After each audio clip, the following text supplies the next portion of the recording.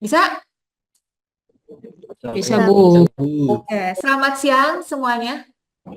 Selamat pagi. Luar Pagi, biasa. pagi, Pagi. pagi. Luar biasa. Luar biasa. Oke, ya, jadi walaupun udah siang, tetap semangatnya semangat pagi gitu. Walaupun udah ngantuk, tetap semangat pagi. Oke, teman-teman, izin saya share screen ya terkait dengan trauma toraks.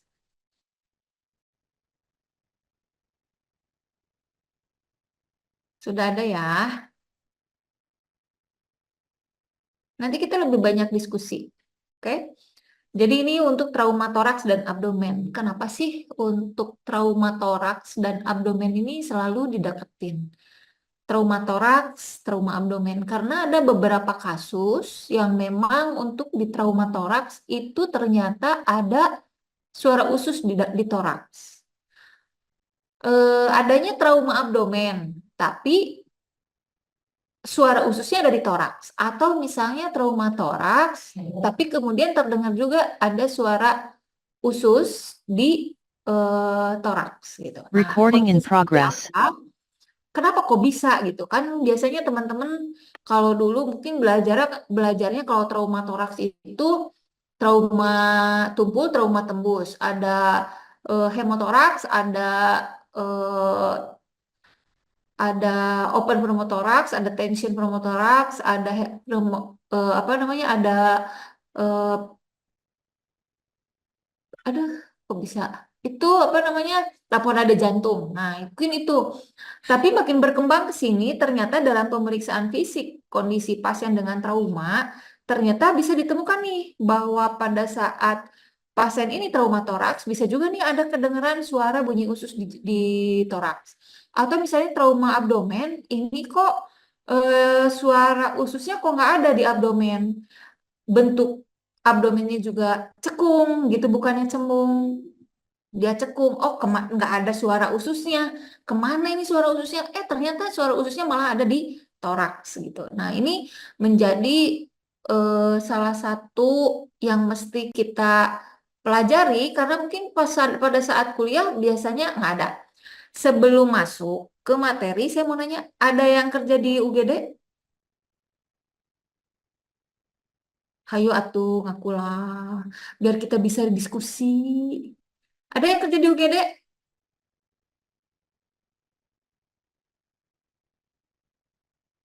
Boleh di unmute yang kerja di UGD? Ada? Serius, nggak ada beneran. Pak Fajri kerja di mana Pak Fajri? Saya mah reguler, Bu. Oh, reguler. Habis mukanya kumisan, jadi aja disangkanya kelas Sambil karyawan. kerja juga, Bu, sambil kerja. Maaf, maaf, maaf, maaf ya. Bercanda. Siapa yang udah dari kelas karyawan yang ada kerja di rumah sakit untuk di UGD ada? Nggak ada. Nggak akan ditanya macam-macam, cuma sharing doang. Nggak ada. Baiklah, kalau nggak ada yang mau ngaku, ya sudahlah. Oke, lanjut ya. Nah, ini. Jadi sebetulnya untuk apa kita mempelajari terkait dengan trauma toraks dan abdomen? Di sini intinya adalah supaya teman-teman itu bisa melakukan penata laksanaan pasien dengan trauma toraks dan abdomen. Ya, penata laksanaannya tuh seperti apa untuk pasien dengan trauma toraks dan abdomen? Maka teman-teman harus tahu dulu terkait dengan pengertian dari trauma toraks dan abdomen. Kemudian tanda dan gejalanya, pemeriksaan fisik yang bisa kita temukan, baik itu pada trauma toraks dan abdomen, kemudian juga penata laksanaannya, dan stabilisasi, evakuasi, serta monitoring dan evaluasi. Teman-teman semua, untuk trauma toraks, kejadiannya ini bisa mencapai 21% kasus dengan trauma. Jadi kalau misalnya trauma kan macam-macam nih. Ada trauma toraks, trauma abdomen, trauma kepala, ada trauma muskuloskeletal, misalnya trauma genitourinary. Ternyata untuk trauma abdomen ini cenderung paling tinggi, di mana secara statistik untuk trauma toraks itu ada di sekitar 21%. Penyebabnya macam-macam penyebabnya. Yang pasti dari penyebabnya itu kita bagi jadi dua dulu, yaitu penyebab langsung dan penyebabnya tidak langsung. Yang penyebab langsung ini terkena langsung oleh benda atau perantara benda sehingga mengakibatkan cedera. Misalnya tabrakan motor atau jatuh dari ketinggian. Terus kalau yang tidak langsung gimana? Misalnya pengendara mobilnya terbentur dashboard gitu, sehingga terjadi trauma. Nah, terbentur dashboardnya ini mengalami kecelakaan tabrakan. Jadi sebenarnya apa bedanya kalau misalnya dia tabrakan, jatuh dari motor, terus terkena aspal, nah gitu ya. Jadi intinya seperti itu. Nah, untuk jenis traumanya ini adalah trauma tajam, ya trauma tajam nih.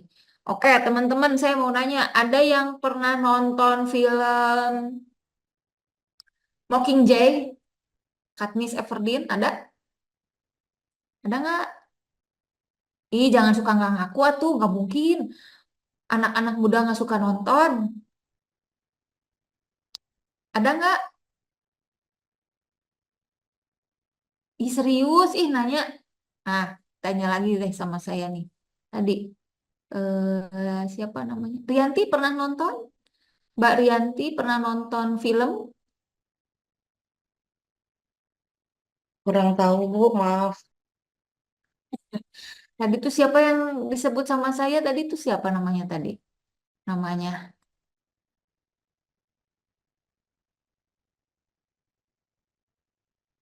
Elsa pernah nonton? Katniss Everdeen, Mockingjay, Nggak tahu, Bu. Hunger Games. Serius nggak suka nonton kalian? Serius? Serius, Bu. Terus nontonan naon TikTok gitu. Baru Iya, tahu Bu. judulnya, Bu. Oke, kalau misalnya nggak tahu, oke lah kalau misalnya nggak tahu film Katniss Everdeen, Mission Impossible itulah nu geus kolot mah uleunan terang lah penginten lah. Film-film untuk laga kayak gitu, tahu kan? Biasanya di situ suka ada terkait dengan trauma seperti trauma tajam, misalnya terkena panah. Nah, itu sangat jelas sekali tuh di film Katniss Everdeen yang Hunger Games di awal terkena panah harus diapain gitu kan. Yang Mockingjay juga kelihatan jelas. Nah, ini tuh luka tusuk atau luka tembak dengan kecepatan yang rendah, laserasinya, kerusakannya ini juga tidak terlalu apa namanya tidak terlalu dalam. Sedangkan kalau misalnya kecepatannya tinggi, itu kerusakan organ visceral, itu sampai dalam. Seperti misalnya tadi karena panah atau misalnya karena peluru. Nah, itu adalah trauma tajam yang disebabkan karena kecepatan yang rendah dan kecepatan yang tinggi. Kecepatan yang tinggi, panah, kemudian apa namanya eh, peluru atau pistol. Nah, seperti itu. Kalau yang kerusakannya hanya jaringan saja, kecepatannya rendah, seperti misalnya ketusuk eh, tadi ya, ketusuk pensil segala macam. Terus untuk penyebabnya sendiri untuk trauma tumpul ini gimana sih sebenarnya? Untuk trauma tumpul ini tidak menyebabkan perlukaan kulit atau jaringan, tetapi dapat menyebabkan perdarahan akibat trauma. Nah, ini nih. Contohnya kalau misalnya teman-teman suka nonton film Muhammad Ali lah, atau apapun lah itulah, pokoknya film tawuran lah. Kalau saya tahu sekarang film yang pasti teman-teman tahu. Itu film itu loh bahwa rindu itu sangat berat. Apa judulnya? Biar aku yang merasakan. Dilan, Bu. Dilan, Bu. Bukan dari Dilan mah apa? Cek saya gengnya kalian mah menisok hitunya. Oke lah, berarti filmnya Dilan. Dilan kan sering banget tawuran ya. Benar Pak? Tuh, Bu. Benar, benar, Bu. Ya, Bu. Berarti benar nih filmnya mesti film Indonesia kalau gitu. Oke, kalau misalnya gitu ya. Jadi untuk film Dilan itu dia kan sering tawuran. Nah, ini tuh jebot gitu kan langsung. Nah, ini tuh merupakan trauma tumpul. Jadi trauma tumpul ini bisa jadi cuman ekimosis, kemerahan doang, tapi sebetulnya dia bisa menyebabkan perdarahan, apalagi kalau misalnya terkenanya ke area-area yang memang rentan untuk terjadinya perdarahan. Seperti apa? Seperti misalnya limpe, kemudian hepar, ya, itu. Oke, kita lanjut sekarang ke traumatoraks. Traumatoraks ternyata ini tuh dari sekian banyak persen kejadian, 10%-nya kematian karena traumatoraks, ya. Karena traumatoraks, dan untuk 25% kematian akibat traumatoraks ini, 4 kematiannya akibat trauma lain. Artinya ini merupakan trauma yang bisa menimbulkan kematian yang cukup tinggi. Kemudian 10% dari trauma toraks dan 5% dan 15% dari trauma tajam toraks ini memerlukan tindakan pembedahan. Nah, ini adalah kasus trauma pada kecelakaan lalu lintas, ya, kasus kecelakaan pada lalu lintas. Ini bisa kita lihat karena memang area setir itu kalau misalnya driver itu tuh depan dada banget. Jadi kalau misalnya ada kecelakaan, maka rentan untuk terjadinya pneumotoraks dan hematotoraks. Termasuk juga adalah trauma di area perikardium. Makanya nanti banyak sekali kalau misalnya kita ada trauma di toraks, kemudian areanya di area sebelah kiri, maka kita mesti curiga. Curiga terjadinya tamponade jantung, karena bisa kena ke area jantung dan perikardium. Itu maksudnya kenapa kita mesti tahu secara mekanika terjadinya kecelakaan. Karena kita bisa menentukan atau memprediksi ini sebetulnya akan apa yang menjadi masalah atau kejadian apa atau kerusakan apa yang mungkin timbul. Untuk trauma toraks sendiri ini berpengaruh terhadap proses pernapasan. Kita tahu bahwa di dalam toraks itu terjadi yang namanya proses ventilasi, di mana masuknya udara dari atmosfer, kemudian dia akan terjadi pertukaran gas, difusi, dan nanti akan dikeluarkan melalui ekspirasi, ya, melalui ekspirasi. Pertukaran gasnya di mana? Di paru-paru, ya. Di paru-paru perpindahan dari alveoli dengan kapiler darah. Kemudian nanti setelah terjadinya proses difusi itu akan terjadi namanya proses perfusi. Proses perfusi ini adalah di mana terjadinya transportasi O2 ke jaringan. Di sini yang paling krusial adalah nilai Hb. Makanya teman-teman jangan aneh kalau misalnya orang yang Hb-nya rendah, biasanya respirasi rate-nya tinggi. Kenapa? Itu sebagai upaya dari tubuh untuk memenuhi kebutuhan atau demand dari oksigen. Nah, sedangkan Hb-nya rendah, jadi otomatis dia akan berusaha meningkatkan dengan inspirasi. Makanya kenapa pada pasien dengan yang anemia itu akan cenderung tahipne. Walaupun ketika ditanya apakah Anda sesak napas, merasanya nggak sesak napas. Itu. Ini adalah proses dari pernapasan yang dipengaruhi oleh tekanan parsial di udara. Tadi untuk pertukaran gas ini ada perubahan dari pertukaran tekanan antara tekanan yang tinggi, udara dari atmosfer kan lebih tinggi. Yang di kapiler itu lebih rendah. Dia akan menyebabkan terjadinya perpindahan udara yang dari kapiler yang kaya akan CO2 dipindahkan ke alveoli. Udara yang dari alveoli itu akan dimasukkan ke dalam darah. Seperti itu. Jadi intinya pH normal berapa? Masih ingat Kak? Teman-teman. 7. Halo, pH? 35 sampai 7,45. Oke, mantap. Ya itu jangan sampai lupa karena nanti kalau misalnya UKOM itu biasanya selalu ada. Maksudnya ada bukan ditanyain pH-nya berapa, tapi kasus untuk interpretasi analisa gas darah. Tuh. Kalau PaCO2 berapa? 35 sampai 45. 45, Bu. Oke. Kalau HCO3? 2226, Bu.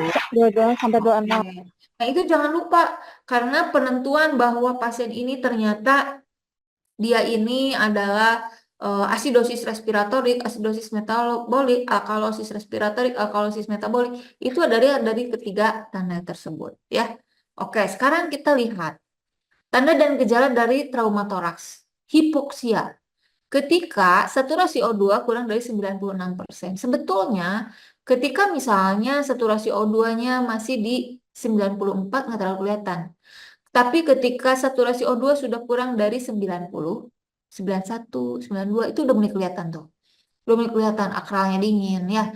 Kemudian pola napasnya juga akan berubah, yang tadinya harusnya reguler ini menjadi cepat dan dangkal atau cepat dan dalam, tergantung dari kondisi pasien.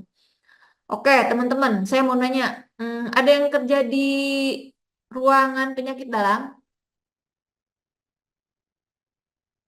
Pernah nemu kasus pasien dengan gagal ginjal? Pernah? Iya, Bu. Ini sok kepayahan. Gimana, gimana? Bal di ruang HD, Bu. Di ruang HD, oke. Di ruang HD, Pak, sering nggak nemu pasien dengan sesak napas? Sering, Bu. Sering. Biasanya napasnya polanya gimana? Napasnya cepat dan dangkal atau cepat dan dalam?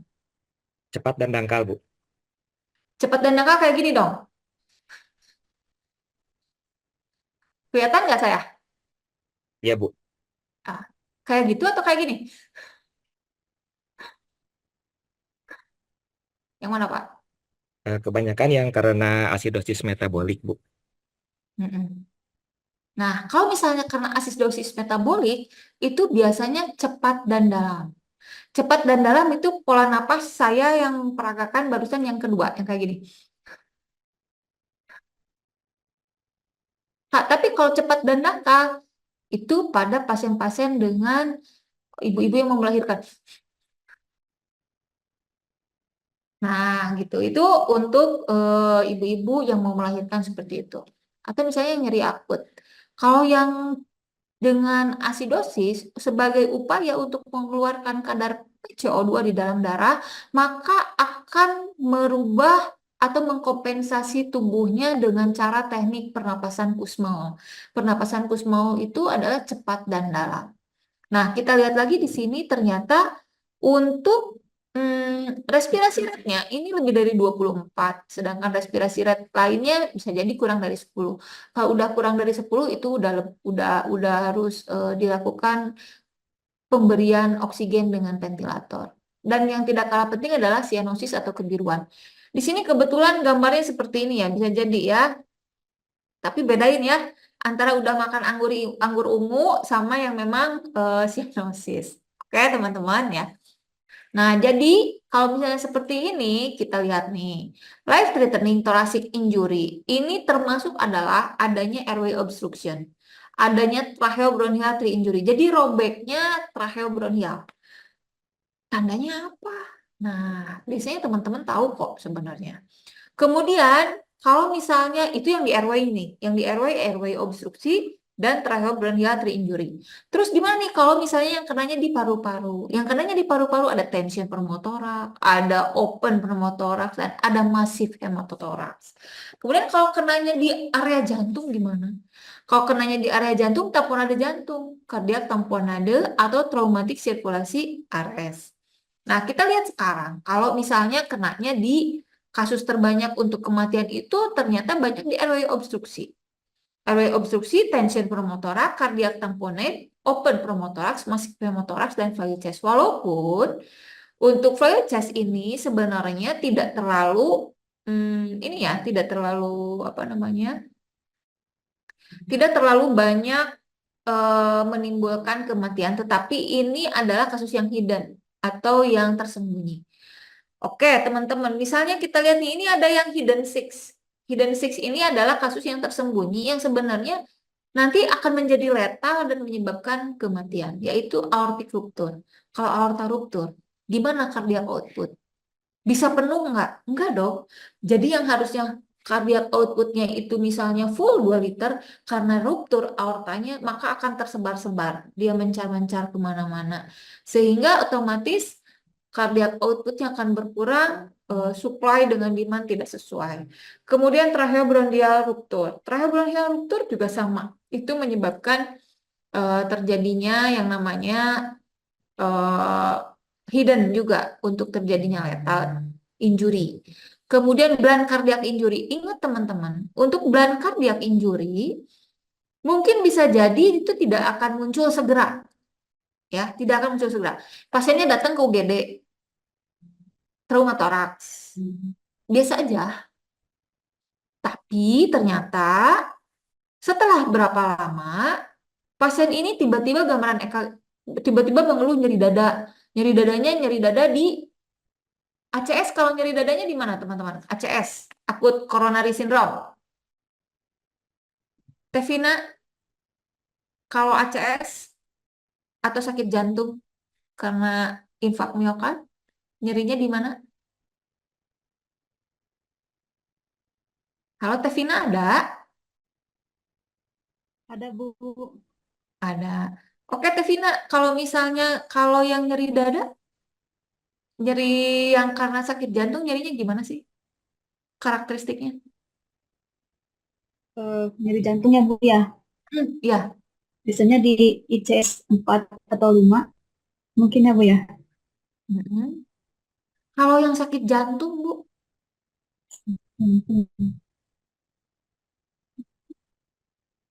yang lain mungkin bisa tahu, yang STEMI, non-STEMI, biasanya nyeri dadanya gimana karakteristiknya? Nyeri di dada sebelah kiri atas Bu. Oke, betul. Terus? Eh, Nyeri di sebelah dada kiri. Terus? Sesak Izin berat. terus ke belakang, Bu. Nah, Jalan betul. ke Tembus ke belakang. belakang. Betul. Terus? Tangan, Bu. Menjalar ke tangan. Ke Nah, bahu. itu. Oke, Leher. teman-teman ya. Nah, jadi ketika teman-teman sudah bisa menentukan bahwa nyeri dengan karakteristik pada sakit jantung adalah nyerinya di area sebelah kiri, di area dada sebelah kiri, menjalar ke lengan, ke punggung, gitu kan? Pada blunt cardiac injury, awal masuk ke UGD, bisa jadi pasiennya nggak ngerasain itu. Tapi nanti setelah beberapa jam, bahkan bisa jadi udah pindah ruangan, tiba-tiba pasiennya mengeluh kejadian yang namanya nyeri dada di area dada sebelah kiri, menjalar ke lengan dan juga ke punggung. Pada saat di EKG, ternyata dia ada ST elevasi. Walaupun umurnya masih muda.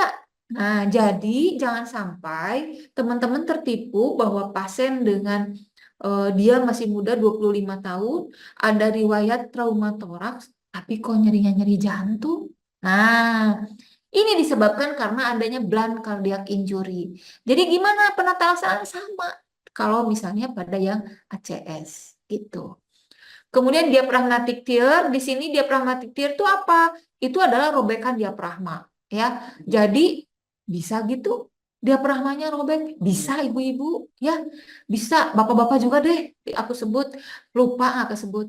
Jadi robekan diafragma ini semakin sering sekarang. Saya sudah beberapa kali dapetin pasien dengan robekan diafragma. Selamat masuk ICU, ya. Selamat masuk ICU, tapi selamat juga keluar dari ICU. Artinya, kalau misalnya penata laksananya cepat, itu bisa segera ditangani. Diafragmanya robek itu gimana ceritanya? Bisa saja pada saat misalnya eh, terjadinya eh, terjadinya tabrakan atau trauma itu pada saat sedang tarik napas, pada saat inspirasi, sehingga kan harusnya diafragma ini dia akan mengembang. Jadi pada saat inspirasi itu kan mengembang. Nah, tiba-tiba jebret pada saat lagi inspirasi, robeklah diafragmanya. Tanda ada gejalanya gimana? Sama sesak ya. Kemudian juga esophageal perforasi. Jadi esopagusnya robek ataupun bisa jadi malah terjadinya perforasi ya. Jadi bisa jadi kalau misalnya varises esofagus jadi perforasi juga. Kemudian ada pulmonary contusio. Pulmonary contusio juga ini merupakan kasus yang hidden atau yang memang kurang ya, kurang bukan maksudnya kurang, tidak segera langsung menimbulkan efek yang dapat mengakibatkan kematian. Tapi berjarak nih, ada beberapa jam waktu sehingga bisa menyebabkan terjadinya kematian. Lanjut. Nah, ini sekarang ya. Ada jenis trauma toraks yang harus dikenali pada survei primer. Nah, ini dia. Yang namanya di keperawatan gawat darurat itu ada primary survey. Karena kalau misalnya tidak dikenali dapat menyebabkan kematian. Jadi manifestasinya gimana nih? Nah, di Bujang Engalana lah manifestasinya gimana gitu kan. Yang pertama adalah kalau misalnya Ternyata untuk gangguan airway obstruksi, ini ada penekanan pada trachea di daerah toraks. Ini misalnya pada fraktur sternum. Oke, teman-teman, saya mau nanya sekarang. Nggak apa-apa ya ditanyain, biar nggak ngantuk. Kalau misalnya teman-teman melakukan pemeriksaan kesadaran, pasiennya nggak sadar. Biasanya teman-teman di mana meriksa kesadarannya? Pakai rangsang nyeri, di mana rangsang nyerinya? Izin Bu, di sternum Bu, digosok. Oke, betul. Di sternum ya, ditekan sternumnya. Sekarang, kalau misalnya sekarang nih, udah jelas-jelas pasiennya, dia ada trauma nih, ada fraktur sternum. Mau tetap di sternum? Gimana nih Pak Denny? Oh, jangan Bu, di tempat lain Bu. Di mana tuh Jari tempat tangan. lainnya? Oke, jari tangan betul. Di mana lagi? Satu lagi. Di Pundak bawah, mungkin. di atas mata, di atas mata Halis. Di sini maksudnya. Ya. Oke, kalau karena ini obstruksinya di airway, otomatis bisa jadi ini juga kena ya. Selain betul di sini ya, di sini, kemudian di ujung jari, kemudian bisa juga di sini nih, telinga. Nah, dipencet tuh pakai sebagian anting ya. Nah, itu bisa. Jadi, kenapa saya bertanya ini? Karena ini kan ada teman-teman reguler yang senyatanya bisa jadi, aduh, kalau misalnya trauma toraks di mana dong untuk cek AFPU dengan PN-nya? Nah, kan jadi bingung. Wong fraktur sternumnya nanti pas digini reketek, aduh, langsung kena etik tuh. Langsung ini ya, langsung bisa jadi kena somasi. Nah, jadi hati-hati. Kemudian selain itu juga pada pemeriksaan klinis itu akan ada seperti misalnya suara napasnya stridor. Stridor pada saat inspirasi ataupun misalnya suara serak ya. Biasanya pasien perlu jalan napas yang definitif. Kalau stridor ini biasanya karena apa nih? Munculnya. Ayo, kenapa? Lidah jatuh Bu. Titan Kalau snoring, bernapas. kalau gargling, Kalau garbling ada cairan Bu. oke, gargling karena cairan atau sekret. Snoring, Snoring lidah jatuh. oke, stridor, Stridor itu bunyi nada tinggi kayak ada apa ya? ibu-ibu ingat sama bapak-bapak kalau misalnya ada luka bakar di area muka itu akan terjadi yang namanya edema. Edemanya di mana? Di faring, di laring, maka bunyi napasnya akan terdengar stridor. Oke, teman-teman? Itu akan terdengar stridor. Jadi suaranya akan terdengar serak ya. Maka perlu kalau misalnya udah terdengar suara stridor, harus diapain dong kalau misalnya gitu? Oh, berarti harus dilakukan pemasangan ETT. Karena nggak bisa. Dengan opak nggak bisa. Karena kan di dalam di sini. Ya, oke lanjut. Oke, teman-teman nih. Ada 4 gangguan breathing. Breathing itu adalah yang pertama adalah open pneumothorax. Diapain nih? Open pneumothorax. Biasanya tanda dan gejalanya ada luka terbuka di dada. Kemudian juga ada chest sucking wound. Atau misalnya kalau misalnya udara masuk ke dalam botol gitu ada bunyi gitu. Chest sucking wound. Nah itu. Harus diapain nih kalau misalnya ada open pneumothorax atau luka terbuka di dada? Untuk Pasti luka udah. dengan kasar Apa Bu? apa ya? Occlusive dressing Bu. Oke, betul. Kasar 3 sisi kalau udah di UGD diapain? WSD. Ya, betul. WSD. Sip, Pak Wandi, Bu Siti, terima kasih. Kemudian ada tension pneumothorax. Tension pneumothorax itu apa? Oke, nanti kita bahas. Hematotoraks masif seperti apa? Fly test seperti apa? Oke, kita bahas. Supaya nanti teman-teman nggak jadi bingung. Nah, ini ya. Jadi kalau misalnya pneumothorax, itu ada sucking chest wound. Akibat ventilasi terganggu sehingga menyebabkan hipoksia dan hiperkapni. Sehingga nanti akan dilakukan WSD kalau misalnya sudah ada di UGD. Atau kalau misalnya belum ada di UGD, berarti harus dilakukan pemasangan kasa 3 sisi. Oke, teman-teman, sudah betul. Sekarang nih, tension pneumothorax. tension pneumotoraks, hematotoraks, kemudian tamponade jantung, ini agak-agak mirip sebenarnya untuk gejala. Apa itu? Yang pertama adalah JVP. JVP pada tension pneumotoraks, pada tamponade jantung, pada hematotoraks, itu ada beda nggak? Pada tamponade jantung, pada tension pneumotoraks itu sama. JVP-nya akan meningkat. Ya, JVP-nya akan meningkat. Sekarang tensi. Tensinya gimana nih? Pada yang tension, tamponade jantung, hematotoraks. Tiga-tiganya turun untuk tensinya. Pasti hipotensi. Terus sekarang kita lihat lagi. Sekarang untuk bunyi jantung. Hanya satu pada tamponade jantung yang bunyinya jantungnya menjauh. Artinya nggak kedengeran dong, nggak kedengeran jelas. Karena namanya menjauh. Artinya meredup. Makin nggak kedengeran karena memang jantungnya tidak mampu untuk melakukan kontraksi. Karena perikardiumnya ada perdarahan. Kemudian selain itu juga adalah mediastinum. Ini menjadi tanda khas pada tension pneumotoraks. Mediastinumnya terdorong termasuk trachea ke arah yang berlawanan. Ini terdorongnya ke area yang mana? Area yang sehat atau yang sakit? Sehat, Bu. Oke, ke area yang sehat, betul. Ya, jadi apa ini? Kalau misalnya ada tension pneumotoraks. Dilakukan pemasangan hidrotorakosintesis. Oke, tapi kalau udah di tirokosintesis mungkin di prehospital. Kalau udah di rumah sakit mah WSD-nya bunyi apa? PSD ya. Capek-capek Bu WSDW. Kagak dibuka deui soalnya mun eta mah. Ya, jadi kalau di UGD mah tetap aja harus dilakukan WSD. Nah, dalam penata laksanaannya di sini ya, dalam keadaan darurat, maka di sini harus melakukan dekompresi, yaitu nidal torakosintesis. Nidal torakosintesis ataupun WSD-nya itu sama-sama di interkostal kelima pada garis mid aksila. Mid aksila anterior, udah aksila anterior lagi, gitu kan? Makanya kenapa mid aksila ICS kelima anterior. Nah, kenapa kok di situ pindah-pindah kalau dulu di CS2? Bener nggak Bu? Pada saat kita zaman dulu kita belajarnya itu pasang USD itu CS2. Sekarang nggak, semakin ke sini ilmu semakin berkembang.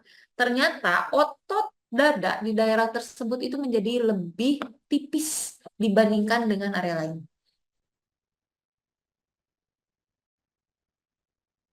Nah, jadi nidal dekompresi itu ICS 4 atau ICS 5 antara garis mid aksila dan aksila anterior ya. Tapi kalau pada anak tetap di ICS 2 garis mid aksila. Nah, sekarang hematotoraks. Hematotoraks gimana nih? Intinya adalah yang disebut hematotoraks kalau misalnya darahnya lebih dari 1.500 cc. Terus di sini nih tandanya sama, hipotensi. Tapi yang jadi masalah adalah kalau yang tension pneumotoraks, udaranya yang jadi semakin hipersonor. Kalau pada hematotoraks, darahnya suara napasnya ini justru semakin redup, semakin nggak ada karena terhalang oleh darah.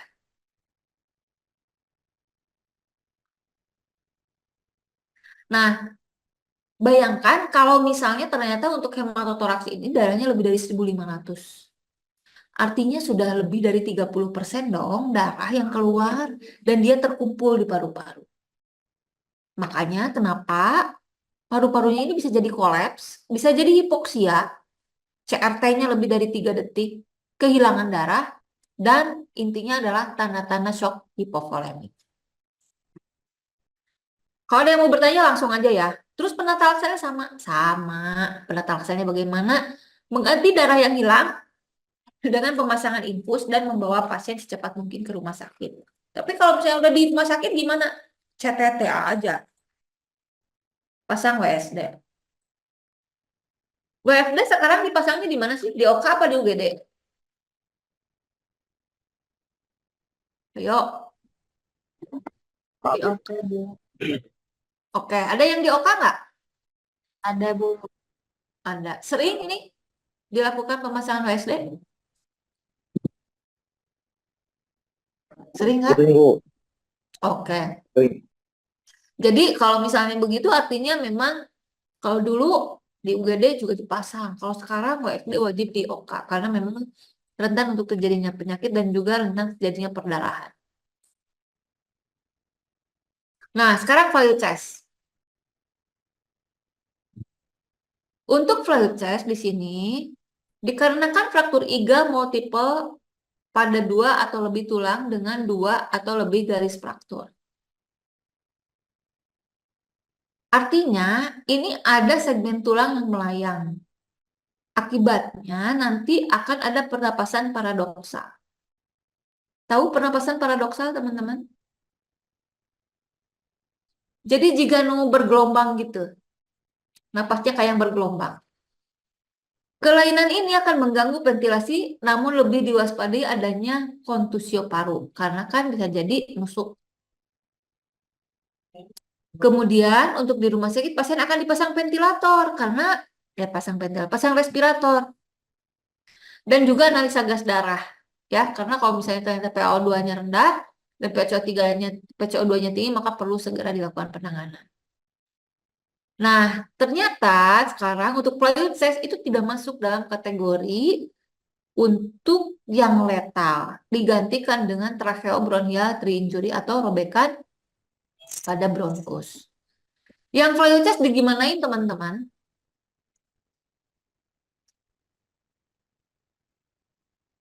Betul.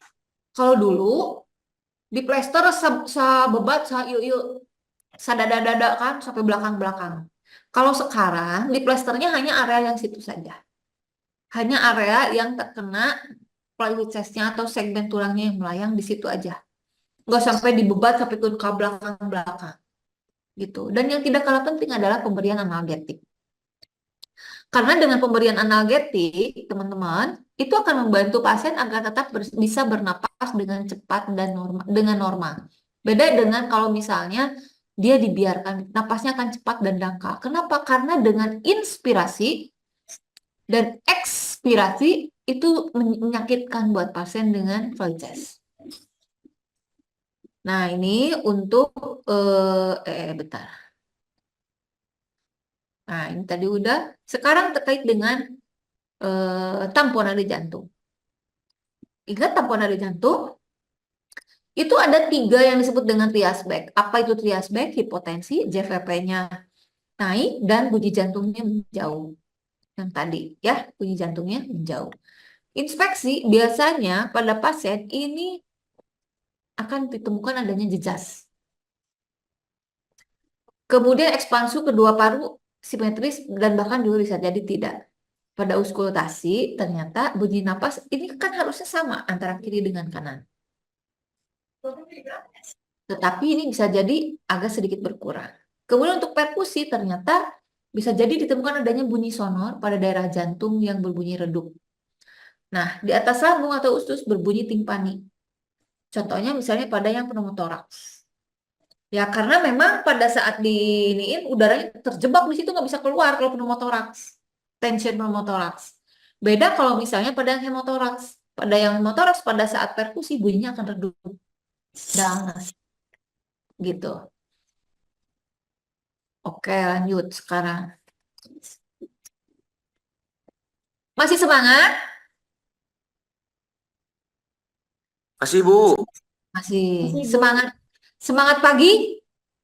Pagi. Pagi. Semangat.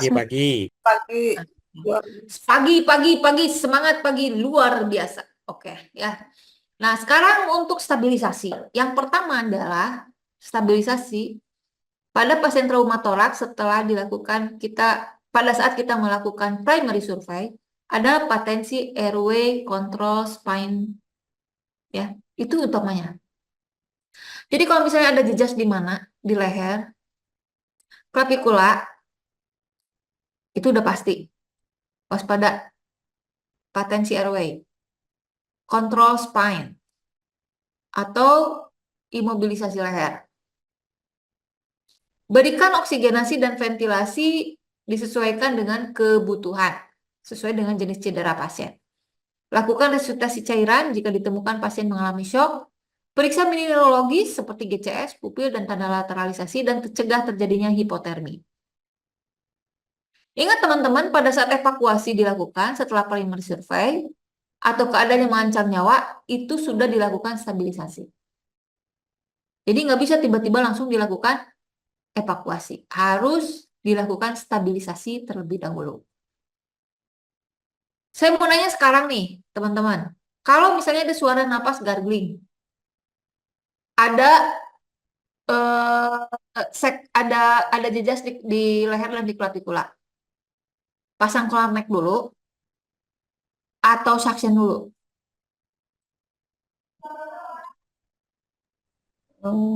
Suction, Bu. Mm-mm.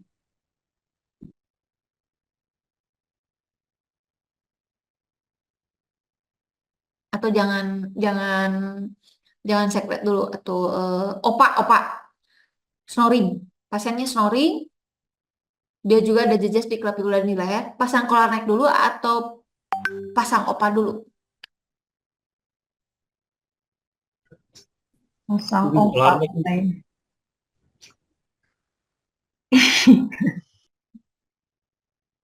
Itu nanti kalau misalnya di UKOM soal-soal gitu kadang-kadang bikin bingung ya teman-teman. Jadi teman-teman, Colarnex dengan imobilisasi leher beda-beda.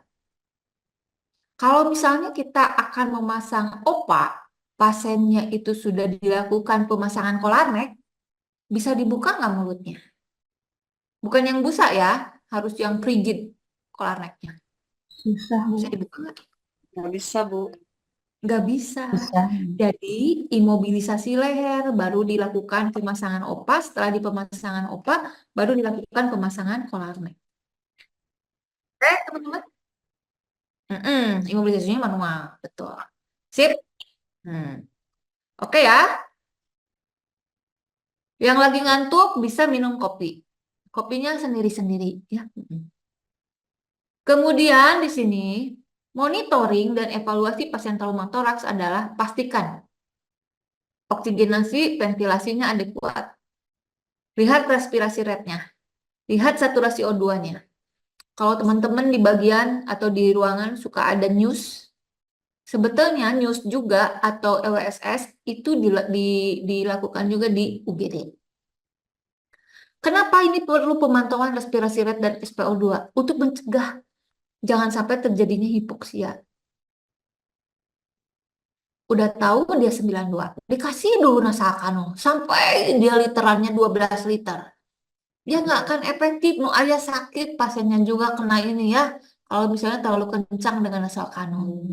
Jadi, pemantauan, monitoring, evaluasi terkait dengan oksigenasi dan ventilasi dengan melihat respirasi rate dan SpO2 itu mencegah terjadinya hipoksia, hiperkarbi, dan asidosis. Hiperkarbi tahu nggak apa? Yuk, hiperkarbi naon? Kelebihan karbon dioksida, Bu. Betul. Kelebihan karbon dioksida di dalam darah. Oke, sekarang lanjut kita ke trauma abdomen. Mana yang tadi sama si ibu diceritain suara ususnya pindah ke toraks itu. Nah, nanti di sini. Sekarang untuk yang trauma abdomen. Trauma abdomen didefinisikan sebagai kerusakan terhadap struktur terletak di antara diafragma dan pelvis, di mana trauma tumpul dan trauma tajam atau tembus pada abdomen ini merupakan jenis-jenisnya. Jadi bisa karena trauma tumpul, bisa karena trauma tajam atau tembus. Mekanismenya sama, bisa langsung, bisa tidak langsung. Nah, ini. Abdomen disebut sebagai dengan black box. Karena rongga peritoneum ini tuh rongga yang besar. Bisa muat berapa liter darah di sini. Makanya kenapa disebut dengan black box.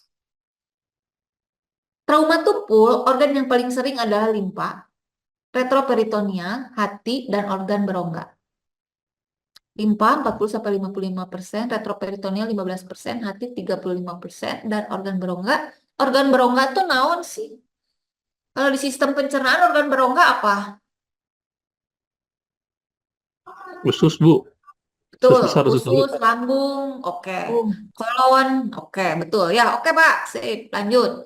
Sekarang nih, limpa, hati, itu tuh organ yang memang solid, bukan yang berongga. Nah, ini adalah ternyata yang paling sering untuk luka tusuk kenanya di hati sampai dengan 40%. Padahal kita tahu bahwa hati itu mendapatkan sekitar 20% atau 2.400 cc liter per menit dari cardiac output. Bayangkan. Jadi kalau misalnya hati yang kena, maka beresiko untuk terjadinya perdarahan yang berat. Diafragma, usus besar, usus halus. Luka tembak, usus halus, usus besar, hati, dan vaskuler. Nah, jadi tanda dan gejalanya apa sebenarnya? Perdarahan atau jejas di area abdomen. Ada jejas nggak di area abdomen? Apakah ada di area plank ataukah di area umbilikal? Kemudian pasiennya tampak pucat, nyeri abdomen ringan hingga berat, bising usus menurun, dan adanya kekakuan otot perut. Ini untuk pemeriksaan fisiknya, mulai dari inspeksi, auskultasi, palpasi.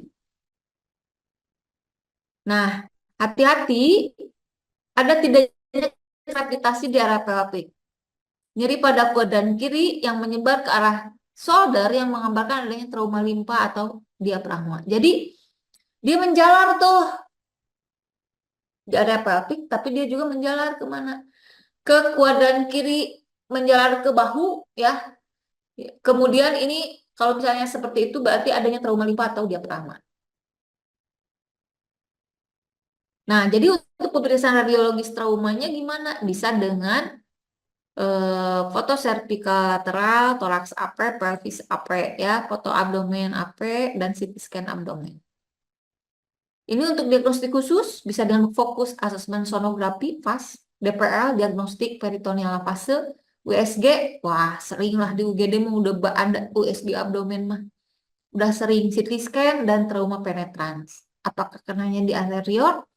Maka perlu eksplorasi luka. Di posterior perlu dilakukan foto ronsen dengan kontras. Jadi tindakannya apa kalau misalnya seperti ini? Kalau misalnya ada apa namanya trauma tumpul abdomen atau trauma abdomen. Yang pertama tetap airway dulu. Ingat tadi bahwa yang letal pada trauma toraks itu justru adalah obstruksi airway. Nah, di sini juga airway-nya dicek, tapi biasanya normal sih airway-nya. Kemudian berikan posisi yang nyaman, berikan oksigen, observasi tanda vital tiap jam. Pasang NGT untuk dikompresi. Hati-hati, pada saat kita akan melakukan pemasangan NGT, cek dulu dong bising ususnya. Bener ada nggak bising ususnya di abdomen. Jangan sampai ternyata ususnya kena adanya ada di toraks. Pasang kateter bila tidak ada kontraindikasi. Apa sih sebenarnya kontraindikasi dipasang kateter?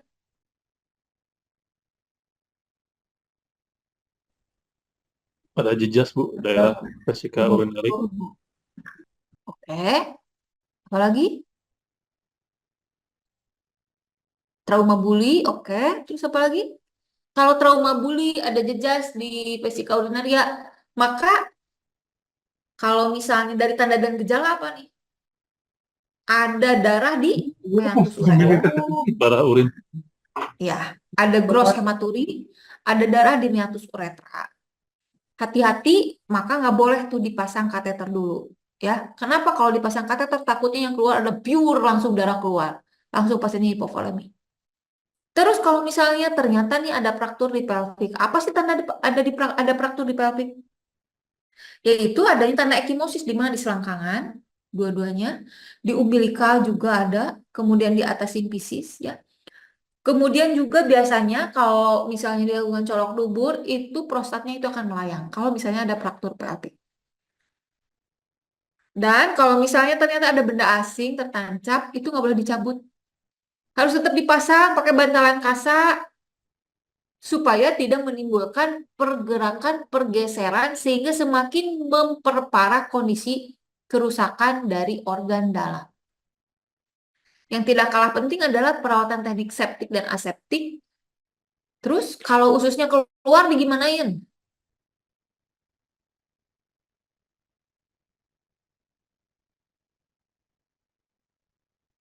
Kalau usus keluar gimana? Dibasahi Ditutup, Bu. atasnya air, Bu. Kata Bapak. Intinya ditutup, apa kamu pakai daun pisang, apa kamu pakai kasa lembab, apa kamu pakai kain bersih. Yang penting adalah ditutup, kemudian dibasahi. Kenapa? Karena dengan kering itu bisa mati, bisa nekrotik. Kalau misalnya dia dibasahi, maka itu akan mempertahankan kondisi lembab, sehingga bisa dimasukkan kembali pada saat operasi. Observasi tanda-tanda inflamasi pada peritoneum seperti peritonitis bisa tadi diuji dengan uji psoas, ya segala macam. Kolaborasi untuk pemeriksaan darah lengkap. Nah ini untuk pemasangan dari tube atau kateter, pemasangan NGT, kontraindikasi pemasangan NGT kalau misalnya ada fraktur basis kranii. Apa fraktur basis kranii itu? Tanda dan gejalanya? Lebam di mata, Lebam Bu. di daerah mata. Mata Oke, kan. bel hematom di sini. Terus apa lagi? Mungkin ada jijas di leher. Oke, terus apa lagi? Ada otore, ada rinore.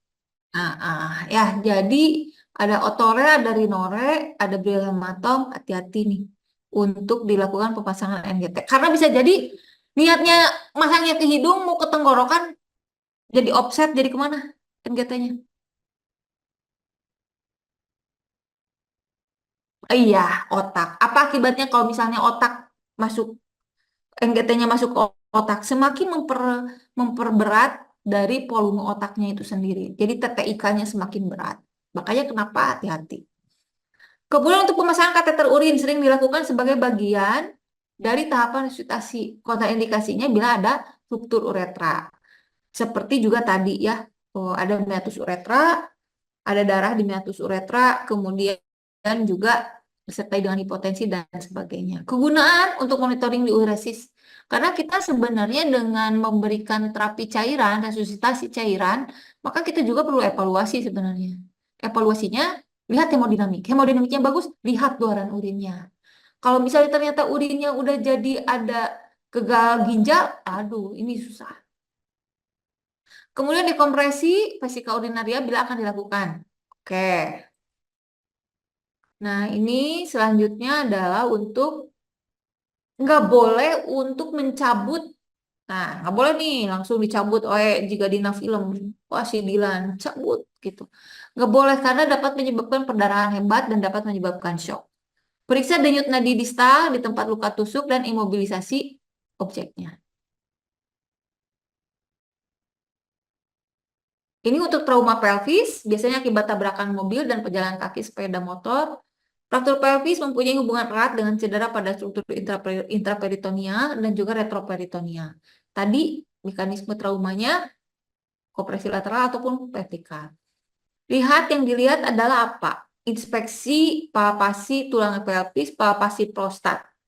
Perbedaan di tungkai bawah posisi eksternal rotasi. Nyeri pada palpasi tulang pelvis. Dan ronsen toraks, BNOIPP ya. Penanganannya gimana? Resusitasi cairan. Karena pelvik ini merupakan tulang besar yang memang di situ ada arteri. Arteri iliaka di situ dilindungi juga di pelvik ya.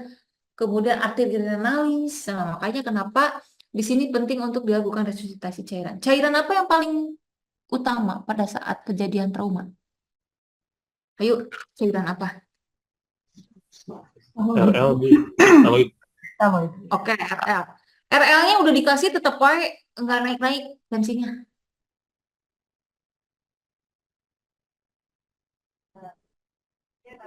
boleh lihat urinnya gitu, Bu, keluar apa enggak gitu.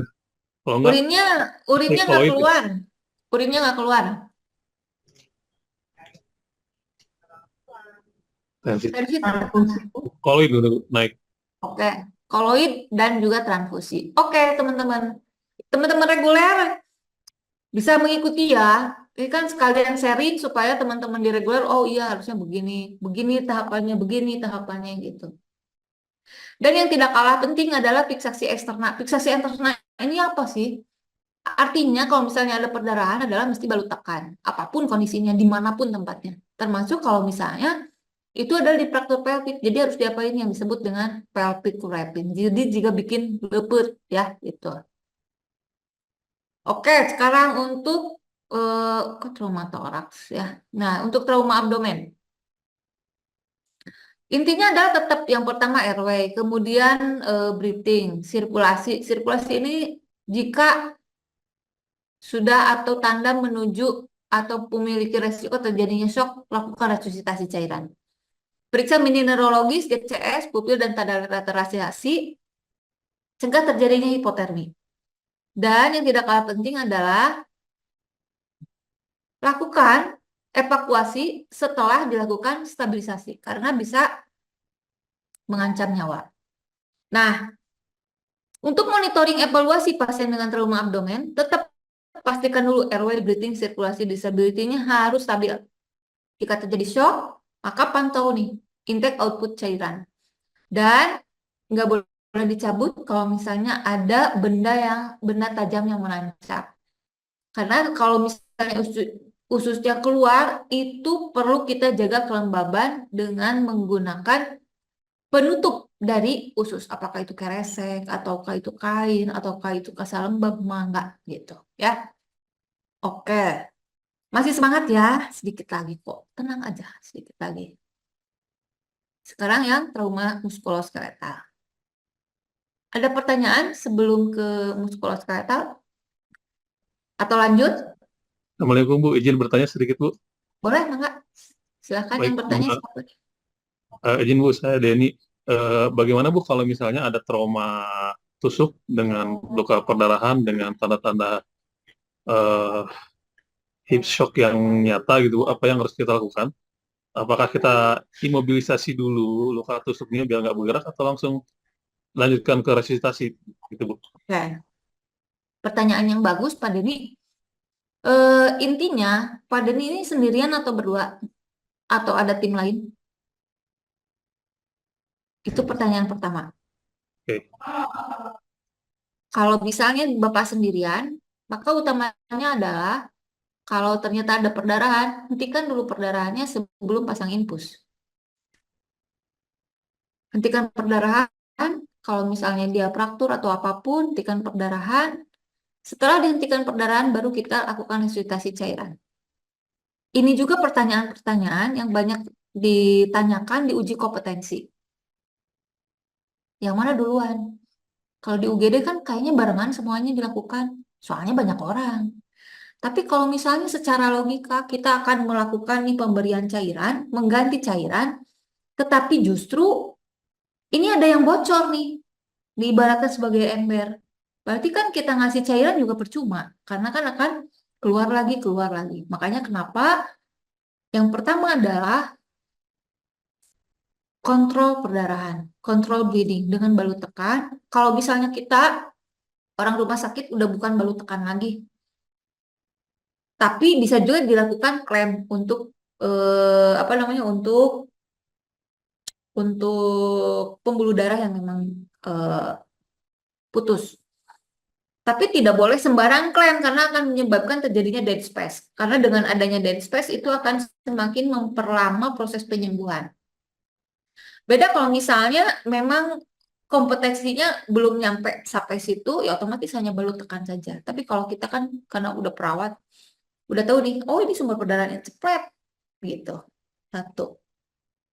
Kemudian kita lakukan pemasangan infus. Pemasangan infus selalu dimulai dengan cairan kristaloid, pilihannya adalah RL. Ya, RL tidak bagus, transfusi lama nunggu cross match, lakukan dulu dengan pemberian albumin atau koloid. Koloidnya kan sekarang albumin yang dipakai. Terus kalau misalnya ternyata transfusinya udah ada, lebih baik transfusi. Transfusi di sini pilihan pertama pakainya whole blood. Tetapi untuk whole blood sediaan di PMI itu bisa sedikit, lebih banyak yang PRC. Gitu. Oke, Pak Dani, apakah sudah jelas? Siap Ibu, terima kasih banyak. Sudah jelas. Nah, ini Pak Dani, tapi yang ngomong siapa ya? Saya kok nggak ini. Oke, ada lagi pertanyaan?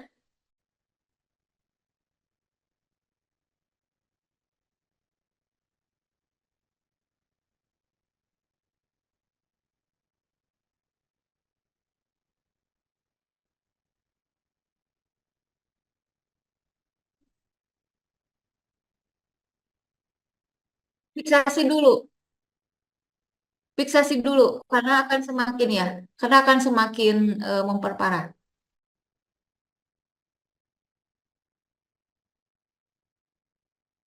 Fiksasi dulu. Ya, fiksasi dulu. Karena dengan fiksasi itu sebetulnya salah satu tindakan kita untuk melakukan balut tekan. Sebetulnya. Tapi kalau banyak orang dilakukan simultan, Pak. Ya, kalau misalnya Bapak ada berdua, otomatis yang satu fiksasi, yang satu pasang infus. Oke. Iya, sami-sami. Ada lagi pertanyaan?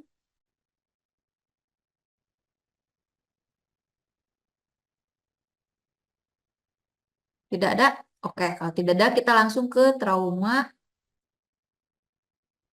muskuloskeletal.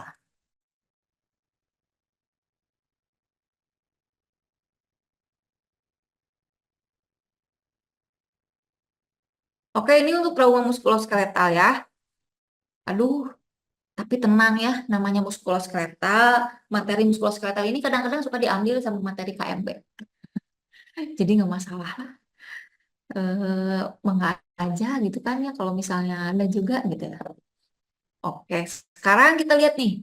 Penata laksanaan pasien dengan trauma muskuloskeletal ya, yang pertama itu. Kemudian penata laksanaannya seperti apa sebenarnya? Oke, sekarang kita lihat nih untuk penata laksanaannya. Ternyata mulai dari pengertian dulu. Kita mesti tahu nih trauma muskuloskeletal itu apa, tanda dan gejalanya. Pemeriksaan fisik, penata laksanaan pasien trauma muskulo, stabilisasi dan evakuasi, dan monitoring dan evaluasi. Untuk trauma muskuloskeletal di sini ya, trauma di sini adalah ruda paksa yang bisa mencederai baik fisik maupun psikis. Nah, sekarang kalau misalnya traumanya di muskuloskeletal itu bisa berupa apa? Yang pertama bisa luka ataupun yang kedua bisa karena perdarahan. Yang ketiga memar atau kontusio. Yang keempat regangan, robekan parsial sprain, putus atau robekan aplusi atau ruptur, dan gangguan pembuluh darah dan juga gangguan saraf. Nah, untuk trauma muskuloskeletal sendiri ini dapat merubah fungsi dan susunan otot, tendon, ligamen, dan atau bahkan tulang menjadi tidak stabil karena terjadinya trauma.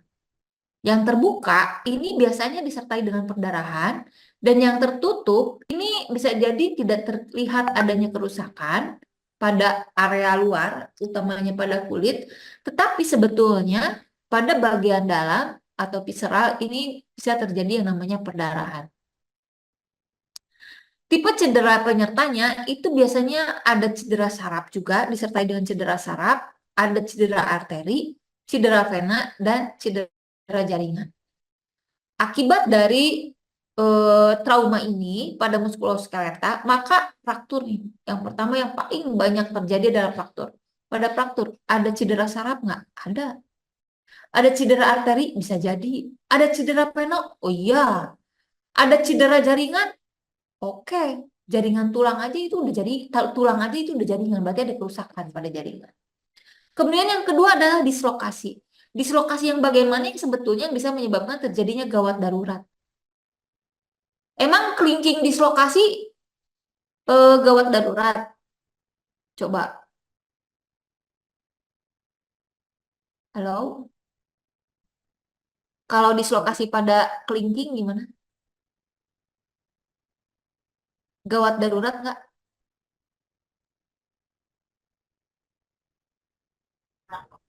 Darurat tapi tidak gawat.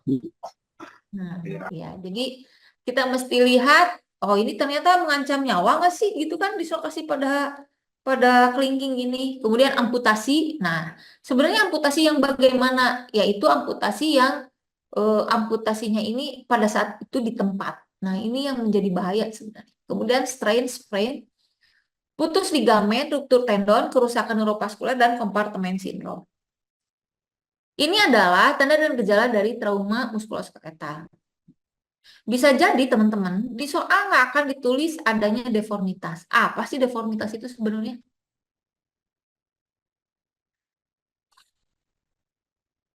Tahu nggak deformitas itu apa? Deformitas itu adalah perubahan fungsi. Adanya perubahan fungsi sehingga menyebabkan terjadinya perubahan bentuk juga.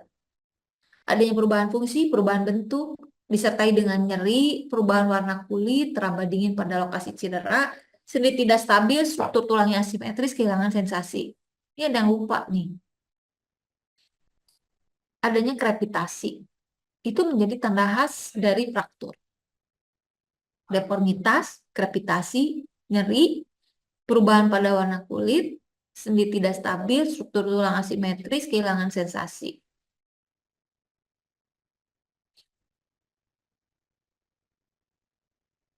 Nah, ini adalah untuk pemeriksaan fisik pada pasien dengan muskuloskeletal. Sebelum melakukan pemeriksaan fisik, intinya adalah kita mesti tahu dulu mekanisme traumanya seperti apa. Untuk inspeksi yang pertama adalah lihat cara berjalan, duduk, tidur. Kadang-kadang ada orang yang nggak mau ngerepotin, jadi tutup-tutupin, padahal nyeri ditegep-tegepin. Nah, gitu. Ada juga yang lebay, misalnya gitu. Kemudian inspeksi itu ya. Kemudian palpasi nih. Palpasi apa yang dipalpasi? Suhu kulit, panas atau dingin, denyutan arteri teraba atau tidak. Apakah ada spasme otot, nyeri tekan, krepitasi. Pergerakan di sini abduksi, aduksi, ekstensi, fleksi. Saya paling gampang kalau ngapalin abduksi, aduksi, aduksi, adak gitu. Adak itu kan kalau bahasa Sunda adak itu dekat. Nah, berarti adak, fleksi ya. Adduksi jauh ya, ekstensi abnormal itu. Oke, nah di sini adalah apa sih bedanya sprain dan strain? Sprain dan strain, bedanya naon sprain dan strain gitu kan? Oke, kita lihat untuk sprain itu adalah injury di mana ligamennya yang robek. Ligamen yang robek. Strain itu adalah trauma pada jaringan yang halus atau spasme otot di sekitar sendi dan nyeri pada waktu digerakkan. Jadi lebih parah yang mana, sprain atau strain? Yang mana yang paling parah? Sprain, Bu. Sprain. Sprain. Tuh. Sprain ini kalau terjadi sprain pada atlet itu bisa sampai harus dioperasi ke luar negeri. Karena mesti dicari nih, ligamennya kan robek, putus, cepret gitu, langsung ketarik ke atas, ke bagian ekstremitas harus dicari, udah betot deh sambungin. Nah, ini yang menjadi agak rumit kalau misalnya atlet cedera. Nah, intinya, tapi kan kita sekarang nih mesti harus segera nih melakukan sesuatu pada saat kasus sprain dan strain. Intinya adalah dengan RICE. RICE itu apa? RICE itu adalah rest. Nah, ini ya di gambaran sebelah kanan. Rest itu intinya adalah stop beraktivitas, istirahatkan, kemudian imobilisasikan, itu adalah rest ya. Kemudian I-nya adalah ACE. ACE ini adalah dengan dikompres S. Jadi nggak boleh langsung diurut, harus langsung di RICE ya. Kompres es, kemudian ini selama berapa lama? Selama 20 menit, sekitar 3 kali per hari, selama waktu 72 jam. Jadi kalau misalnya 24 jam itu dibagi 3, dibagi 3-nya itu nanti setiap 20 menit diberikan kompres es. Kemudian dilakukan compression. Compression di sini adalah dengan menggunakan elastik perban. Dan jangan lupa ada elepasikan. Elepasikan harus lebih tinggi daripada jantung. Ya, itu akan mengurangi penderitaan, bukan lapender ya. Tahu nggak lapender? Laki-laki penuh derita katanya gitu ya. Jadi maaf ya laki-laki itu ada itu lagi rame di grup istilah lapender. Nah, jadi intinya adalah harus dielepasikan. Elepasikan lebih tinggi daripada jantung. Oke, teman-teman. Jadi pada saat sprain ini, intinya adalah istirahatkan, kompres es, tinggikan bagian yang cedera, bebat dengan elastik perban, dan kolaborasi pemberian analgetik. Diulang setiap 20 menit, Diulang setiap kalau misalnya 24 jam dibagi 3 berarti berapa jam? 6 jam ya. Setiap 6 jam diulang dengan melakukan kompres es selama 20 menit gitu. Kalau strain gimana? Sama, istirahatkan bidai dengan compression, kompres es, tinggikan bagian yang cedera, kolaborasi pembedahan, dan juga kalau misalnya ruptur jaringan penyembuhan 4 sampai dengan 6 minggu. Nah, ini adalah dislokasi. Dislokasi adalah bergesernya atau keluarnya posisi dari normal. Penata laksanaan reposisi secara tertutup ataupun bisa jadi terbuka, kemudian kontrol anestesi, mobilisasi dengan bantal lunak, dan terapi analgetik. Ini hati-hati kalau misalnya pada yang dislokasi beresiko untuk terjadinya dislokasi kembali. Nah, kemudian ini fraktur. Oke, fraktur itu apa sih sebenarnya? Fraktur itu ini merupakan terpisahnya kontinuitas atau robeknya kontinuitas jaringan tulang. Karena tekanan yang berlebihan pada tulang dan tulang ini tidak mampu untuk menahannya. Jadi gimana nih kalau misalnya kayak gini? Jadi kita bagi jadi dua, ada fraktur terbuka, ada fraktur tertutup. Kalau misalnya fraktur terbuka udah pasti nih dia merusak jaringan saraf, merusak arteri atau bahkan vena, bahkan juga merusak jaringan. Penata laksanaan pertama adalah dengan melakukan bidai. Pertahankan kedudukan tulang, cegah pergerakan tulang yang patah. Intinya adalah imobilisasi. Kemudian prinsip bidai apa? Pastikan biasa airway, breathing, sirkulasinya clear, kontrol perdarahannya dulu. Nah, harus dikontrol perdarahannya. Kemudian kalau misalnya pasiennya sadar, terus ada nyeri, maka kita kasih tahu bahwa pasien ini bakalan dibebat, bakalan dibidai, karena ini bisa mengurangi nyerinya. Jangan lupa teman-teman, ya, PMS bukan premenstrual syndrome, tapi pulsasi motorik sensorik sebelum dan sesudah dilakukan pembidaian. Kalau misalnya ada luka terbuka, tutup dengan kasa. Kalau misalnya tidak ada, nggak usah. Kemudian yang pasti lagi untuk pembidaian harus diukur kepada ekstremitas yang sehat dan harus melewati atau mencakup 2 sendi. Itu untuk yang melakukan pembidaian. Ini adalah tindakan-tindakan untuk pembidaian. Spalknya 1 gimana? Oh, nggak masalah, spalknya 1 bisa. Jadi yang di dalam yang dipasangnya supaya tidak keluar kakinya. Terus kalau misalnya tiga bidainya lebih bagus lagi. Jadi kiri, kanan, dan bawah gitu. Ini adalah beberapa teknik untuk dilakukan pembidaian. Termasuk ini jadi kelingking ya, jadi kelingking. Terus kalau misalnya ada perdarahan gimana? Intinya kalau misalnya ada perdarahan, maka balut tekan dengan menggunakan kasa steril. Karena kalau misalnya nggak dibalut dan ditekan, itu beresiko untuk kehilangan darah semakin banyak. Bahkan untuk balut tekan ini kalau bisa dengan dilakukan bandage atau bebat ya. Amputasi nih teman-teman. Amputasi nggak boleh nih. Hati-hati nih kalau misalnya amputasi. Karena bisa mengancam nyawa. Sehingga amputasi ini sebetulnya akan lebih mengancam nyawa bila terjadi lebih ke proksimal tubuh. Ya, karena kan penekanannya akan semakin sulit. Nah, itu maksudnya. Kemudian dapat dipilih pemasangan torniket, tapi torniketnya harus dilakukan sedistal mungkin. Ya kalau misalnya hancur kakinya mau gimana? Nggak akan bisa dengan balut tekan. Itu makanya kenapa torniket itu untuk daerah yang sedistal mungkin. Saya pernah dapat pasien dengan amputasi, istrinya meninggal di tempat, pasiennya amputasi di tempat. Artinya amputasi di tempat itu langsung tergilas kakinya, ekstremitas bawah, sampai dengan paha gitu ya. Jadi langsung otomatis amputasi otomatis di situ di tempat. Oke. Nah, ini adalah contoh untuk torniket sedistal mungkin, ini mungkin gitu ya. Nah, untuk cedera di sekarang langsung ya kita lihat cedera neurovaskuler.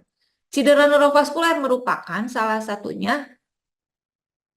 Ini tuh sering terjadi bersamaan akibat dari hilangnya aliran darah atau hilangnya sensasi karena putus atau pembekakan ataupun kompresi dari fragmen tulang yang patah. Artinya ini keseringan pada pasien dengan fraktur. Jadi bisa dibilang ini komplikasi pada pasien dengan fraktur. Ini adalah cek PMS. Tapi sebenarnya ada 5 P. Pain, pain, apa lagi namanya? Parestesi. Nah, itu ya.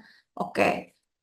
Ini sindrom kompartemen. Sindrom kompartemen ini bila berlangsung lebih dari 6 jam dapat menimbulkan kematian pada bagian distal. Di mana gejalanya adalah 5P tadi, pain, pallor, pulseless, parestesi, paralisis. Ada 5. Nah, gejala awal P dan parestesi. Jadi awalnya itu nggak kerasa mau diusap-usap, terasa baal. Nah itu. Jadi gimana ini? Ini adalah harus segera lapor untuk dilakukan fasiotomi. Itu. Nah ini untuk apa namanya terjadinya kompartemen sindrom. Jadi ketekan terutama adalah di bagian neuron ya sehingga akhirnya perlu dilakukan fasiotomi dibuka. Itu the fascia is open untuk mengurangi pressure pada kompartemen. Untuk nyeri teman-teman udah pasti teman-teman nyeri kalau misalnya ada masalah pada tubuh, jangankan pada tubuh termasuk pada hati juga pada hati sakit hati. Tapi harus sabar ya namanya hidup pasti tidak akan ada yang sempurna jadi curcol ya. Nah, jadi intinya adalah kalau misalnya teman-teman nyeri maka bisa melakukan teknik distraksi dan sekaligus juga kolaborasi pemberian analgetik karena tindakan-tindakan tadi itu lumayan menyakiti ya, membuat sakit bukan hanya sakit fisik tapi juga sakit hati gitu misalnya ya. Kemudian gangguan volume cairan di sini ya, oke, berarti mesti pasang IV line dengan jarum yang besar karena siap-siap nih untuk dilakukan transfusi paling buruknya gitu dan bahkan harus dilakukan kateter pemasangan kateter. Kemudian untuk untuk yang showering atau irigasi itu biasanya menggunakan cairan NaCl ataupun boleh nggak pakai aquabides paling ya supaya di sini jaringannya ini tidak semakin rusak. Makanya kenapa diberikan cairan normal salin. Kemudian selanjutnya adalah teknik debridement. Ini proses penyembuhan luka, menghilangkan jaringan nekrotik dan teknik yang digunakan surgical debridement. Tapi itu mah biasanya di OK, bukan di UGD. Untuk stabilisasi evakuasi pasien trauma, yang pertama adalah stabilisasi tetap sama adalah patensi dari airway. Motor di bawahnya. Motor. Luka tuh motornya di mana? Tuh abis terang. Oke, kemudian selanjutnya adalah berikan oksigenasi dan ventilasi sesuai dengan kebutuhan. Kalau misalnya ternyata dia saturasi O2-nya di 90, apa mau dipaksain pakai nasalkanul? Enggak lah. Bisa pilih pakai NRM. Nanti ketika sudah bagus, boleh diganti pakai nasalkanul? Boleh, silahkan. Lakukan resusitasi cairan, periksa mini neurologis secara lengkap, BCS, pupil, tanda lateralisasi. Cegah terjadinya hipotermi, evakuasi dilakukan setelah primary survey, selesai atau keadaan yang mengancam nyawa jika sudah dilakukan stabilisasi. Selain itu perlu loh dilakukan monitoring terhadap tanda vital dan hemodinamik, di mana di sini adanya tanda shock. Shocknya apa? Shock hipovolemik ya. Kalau pada BTCLS, shock ini yang utama adalah shock hipovolemik. Dan di sini untuk menghentikan perdarahan dengan balut tekan. Makanya kenapa tadi ada pertanyaan yang mana yang duluan kalau misalnya dia lukanya luka tusuk, dia difiksasi dulu atau pasang IV line dulu. Tetap harus dilakukan fiksasi dulu karena beresiko untuk semakin memperparah terjadinya perdarahan. Itu. Apalagi kalau misalnya goyang-goyang pasiennya ngetedaik cicing. Nah, itu bisa semakin memperparah, semakin memperberat. Kemudian ingat, balutan tidak boleh terlalu kencang, artinya di sini perhatikan untuk nilai PMS sebelum dan sesudah. Pulsasi, motorik, dan sensorik. Oke, teman-teman, ada pertanyaan? Selesai nih. Alhamdulillah. Silakan, ada yang mau